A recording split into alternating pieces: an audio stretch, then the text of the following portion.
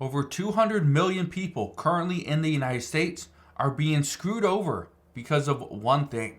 I'm going to explain what that thing is in just a moment, but just understand, if you drive a vehicle, if you're over 16 years old and you drive a vehicle, you are probably being affected because of this. This is very troubling because this is exactly what we were concerned with during the pandemic, and now things are actually looking worse. So I want to break down what's going on. I will do that in just a moment. All I ask is one thing. It takes 2 seconds. Go ahead, hit that like button if you enjoy these daily updates. And now let's begin.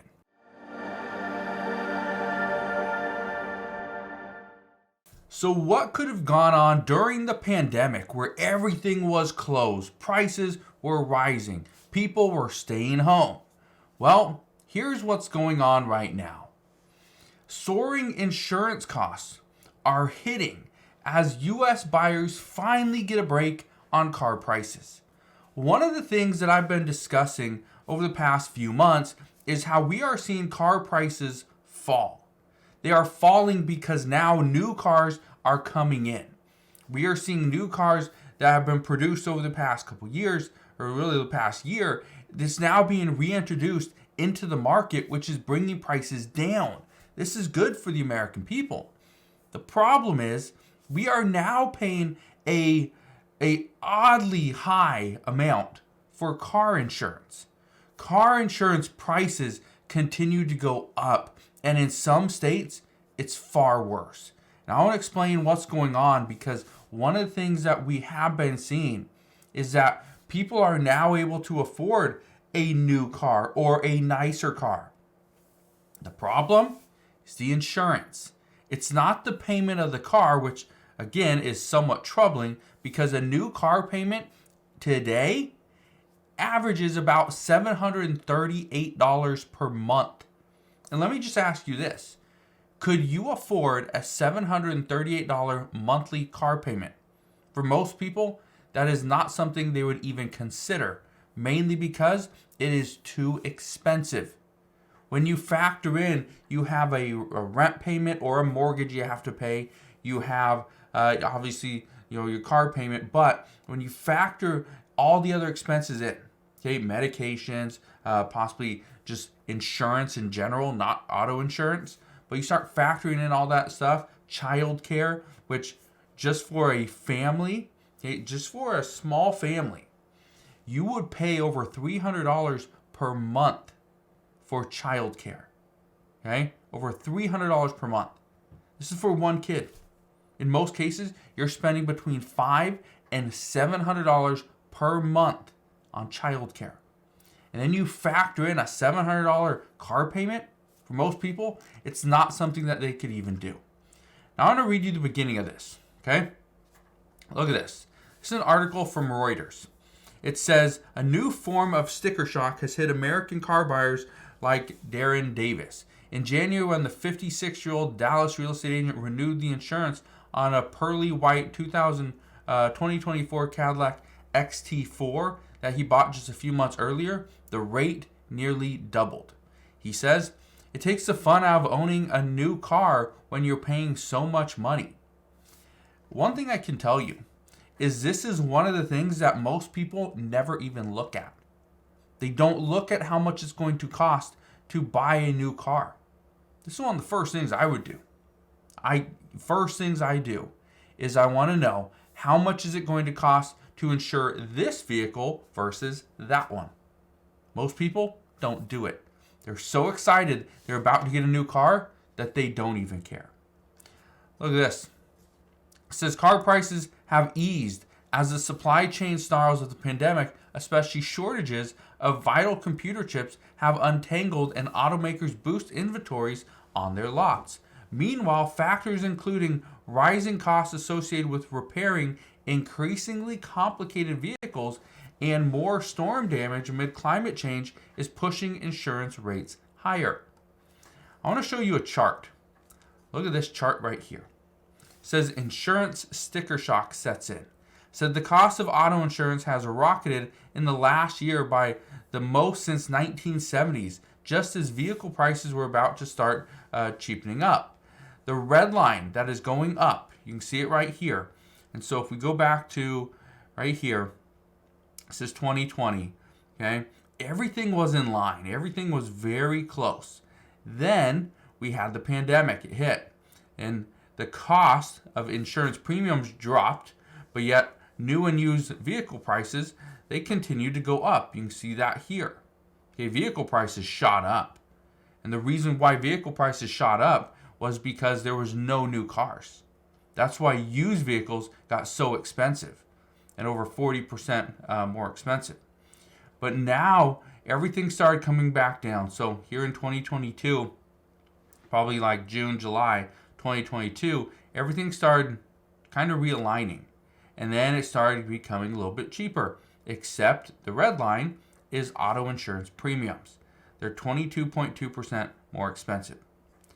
This is a problem because look at car prices. They're getting cheaper. Insurance is going up. This is one of the issues that we are facing.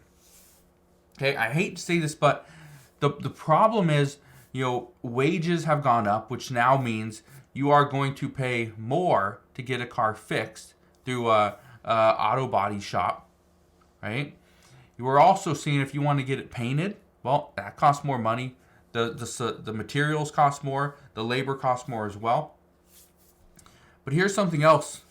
Okay, I want to show you this right here. Okay, look at this cost. Okay, the car insurance as a share of total cost of ownership. Look at the red. The red is in 2019. So the red we see for a compact car is about 15%. I think it's 16%. Okay, 16%.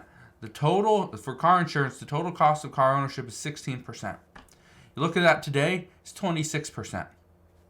Look at compact SUV, look at mid-size SUV, full-size pickup, the mid-size car, electric vehicles even. Electric vehicles haven't gone up too much, either have full-size pickups, but look at compact cars and mid-size cars. Those are the two biggest ones, the biggest jumps.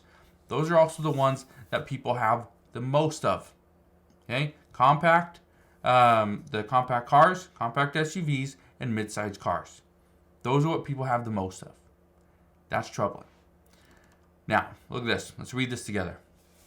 It says insurance seems poised to continue to grow as a share of the so-called total cost of owning a vehicle, which factors in things like routine maintenance, taxes, depreciation, and fuel, as well as insurance. According to Kelley Blue Book, insurance accounted for an average 16% of this gauge for a compact car in 2019 and will grow to 26% in 2024. For a compact SUV, it was 13% in 2019, but it will be 20% this year. Here's the reason why. It says multiple forces have combined to fuel the current surge in rates. More cars are being totaled than in the past, and quality issues mounting during the production disruptions caused by the pandemic can lead to insurance claims. Now, one thing I just want to point out here, one of the reasons why more cars are being totaled, you may have noticed this if you've gotten into an accident recently, they aren't sending out insurance adjusters.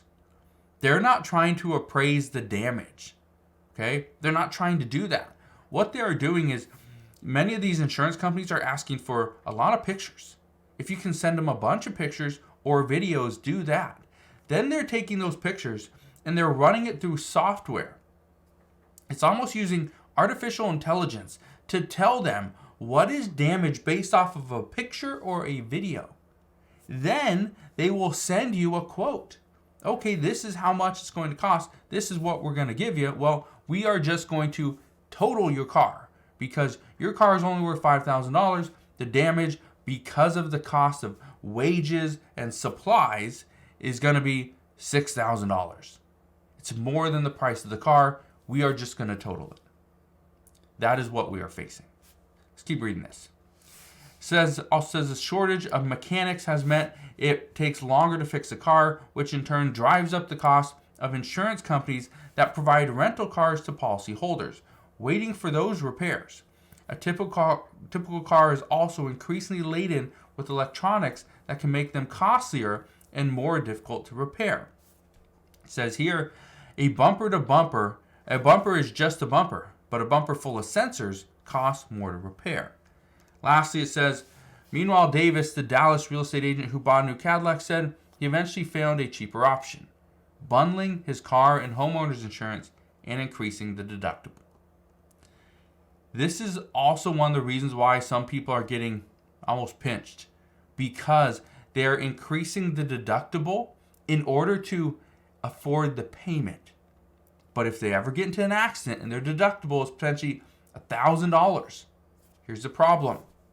The majority of Americans do not have enough money to pay for an emergency. $1,000 deductible would be considered as an emergency. And the majority of households do not have that money and actually have less than $500 in savings or in credit cards that they could use to put towards this. So, you see why the American people are getting screwed? Well, it's just starting, and experts say it's going to get far worse.